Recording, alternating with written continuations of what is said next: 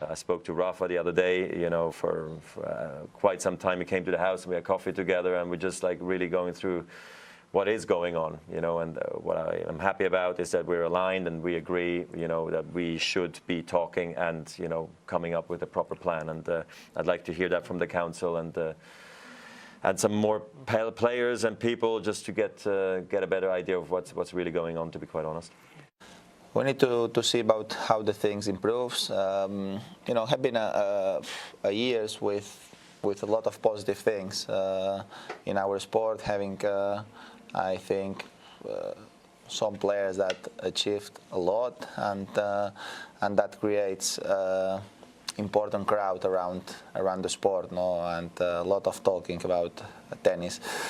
So now we need to promote our sport well. We need to do the right things, and let's see.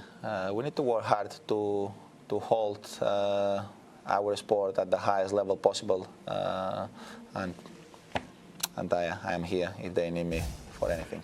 So interesting that these two got together to chat about this, but they got together a little late to have any impact on the vote. It seems like they've sort of realized that things got away from them. Novak Djokovic has really kind of assumed power of the top guys right now. Roger and Rafa have been for a long time they've been involved. I mean, they were very prominent in the discussions about prize money from the Grand Slams years ago, getting the Grand Slams to agree to give more to the players. But I think that they sort of took their foot, looks like, that they took their foot off the pedal a little bit and said, okay, we've done a lot. It's Novak's turn to try and sort of steer the ship.